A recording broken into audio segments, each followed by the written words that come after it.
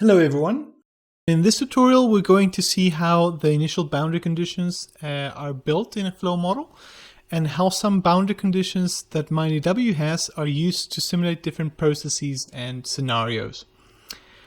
Now, regarding the initial water table condition in MINEDW, we have two options. The first would be to use a constant level for the entire model, and the second is to use a level with spatial variation, which is done by incorporating a text file that can be generated by previous versions of simulations of the model.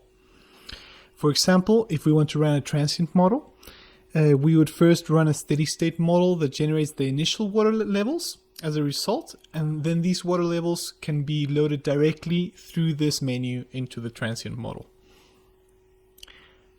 Now, moving on to boundary conditions, MINEDW incorporates several options, including the constant hydraulic heats, drain options, variable flux, pumping wells, river conditions, and also recharge and evaporation. In this tutorial, we're going to talk about the first two, the constant hydraulic heads and variable flux. Initially,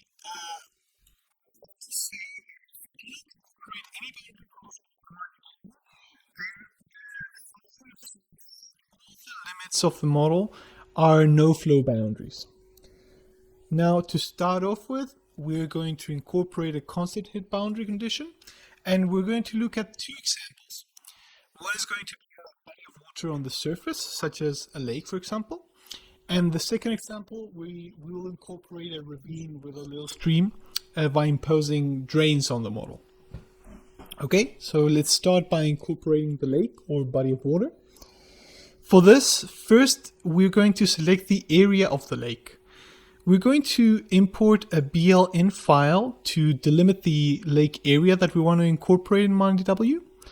BLN files are text files, basically, that contain the points that make up the edges of a polygon we used to select. So as you can see here, we can see it in the blue line.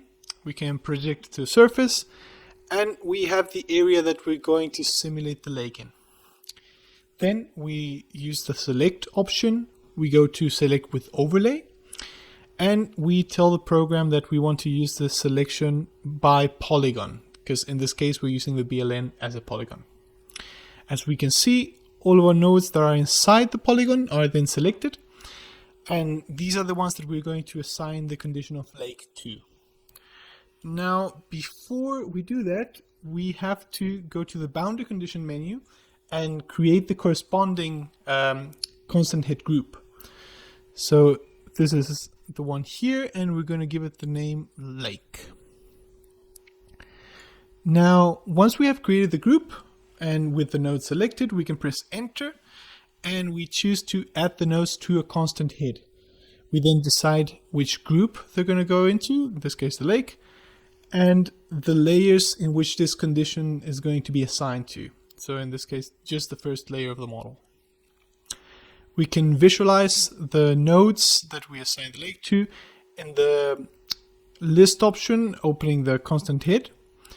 Here, the assigned lake can be seen as blue spheres, as you can see for all the nodes.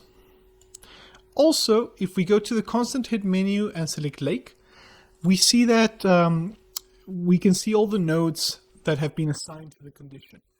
And if we click on one, for example, we see the starting time and the hydraulic head that has been assigned for that specific node. Now, in this case, we have assigned a hydraulic head that is equal to the ground surface. But if we so required, we could change this hydraulic head, or we could, for example, change the time it comes in or apply different hydraulic heads for different times.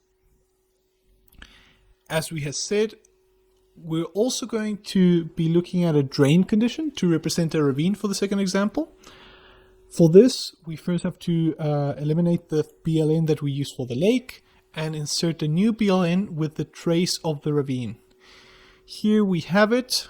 We can see it on the surface. And then again, we can select with the select tool, select with overlay. And this time we select polyline, since it is a line. And here we have the trace of our stream. Again, we have to create the group. So we go and we create it. We're going to call it ravine. In this case, we give the condition of drain. Selecting then with enter, we assigned all the nodes to the constant head, but in this case, we're going to assign them to the drain group for the ravine. And in this case, as you can see, the nodes that we have assigned with the drain condition have a different symbol. As you can see, this one, they are crosses and not spheres.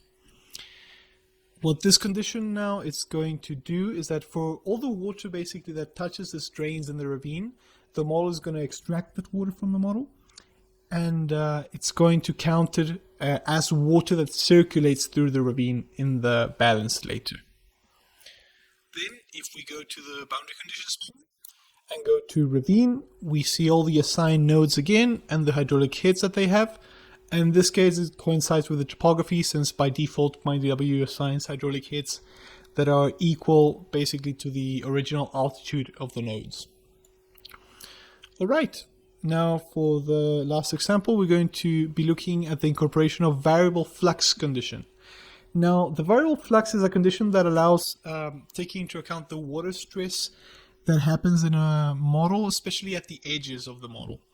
That is, when you impose a constant head to the edge of the model, what can happen is that if the water stress or the hydraulic stress caused by the open pit or mining operations reaches very close to that edge of the model or to the edge of the model itself, it can be the generation of basically unrealistic hydraulic gradients because we're applying a constant hydraulic head to the edge. Now, in contrast to this, the variable flux allows the flow that enters the model to change depending on the gradient that has been generated in the previous time step. So, in other words, the model is capable of buffering or changing the hydraulic head and the flow depending on the water stress generated by the model each time step. For example, now, in this case, we're going to model a sector here in the model.